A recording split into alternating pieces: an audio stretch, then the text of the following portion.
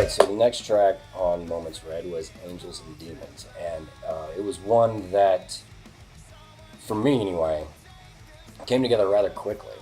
I had some time to work on it. Nothing I seemed to do was connecting with me and the song, what the song was trying to achieve.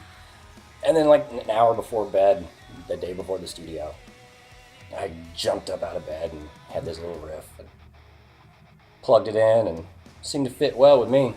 Get in the studio the next day, played it for Adam, and he goes, "That! I want that!" And You're talking about the arpeggio and the chorus. yeah, and then kind of like Justin, I think that was the one track that I went into the studio in and did the whole thing in one take. And aside from cleaning up one end here, one end there, it was just so easy to put down, and it grew so well from start to finish. One of my favorites off of both of them. It's one of my favorites off the album too, just because of how it came together, and it just has all the elements I'm looking for. It's gritty. It's still got a personal touch to it, but it's got a razor sharp hook on it, and it's gonna get stuck in people's heads.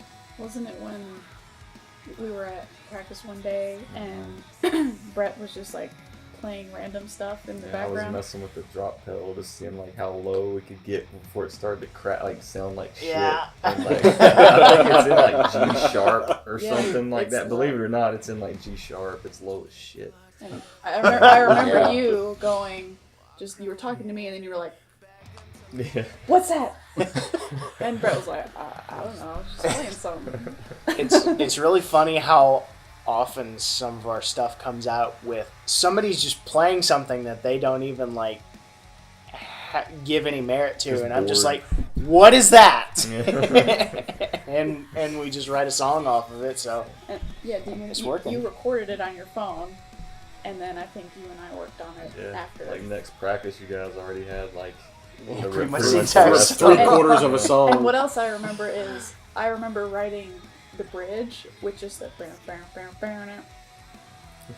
with the pot, because you didn't have the vocal part, Oh, and that everybody was part, like, yeah, we I didn't don't- know what we were gonna do. I was like, it'll be cool, like Yeah, we the could- part where Adam's like saying like the heaven gates part and stuff He's, like, like that, whispering, yeah. and the whispering Yeah. part. Like at first, when we would do that here in practice, it was just empty space between those they all chugs, thought I was like nuts. and so we didn't know like what was going to happen. Samples, vocals, it was I was interesting. like, leave space to do something different. It worked. the production itself was really cool because there's so many different layers with all the choruses and screams and the whispers and the guitars and the tunings and just everything that we utilize. It just made it a really interesting and unique song that I don't really feel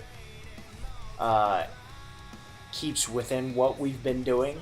So I like the fact that it is a little different and it is a little experimental, but it's still within the realm of everyone's gonna like it. So A little side note, like Adam has this thing in the studio where he likes to go in and put like I was 12, just about to 12 talk about harmonies on shit. And we just all sit there, and he's like, It's- another one. Okay. Yeah, So we have to pick like live like what 3 or 2 harmonies we're going to do like with out of the 15 that he's layered on top of a track. So yeah, it's interesting. It's like hey, it worked for Queen. Yeah. Yeah, Angels and Demons is about a person that is realizing that they have flaws and weaknesses and are human and are trying to correct that. The person in the story found out a little bit too late that they have an option to plead their case. So he's at Heaven's Gate trying to plead his case for getting in after he lived his life of not correcting some things. So I felt I didn't want to end up being that way. So this is my way of saying, hey, I've got some things I need to work on. Let's get them out there in the open and get it working.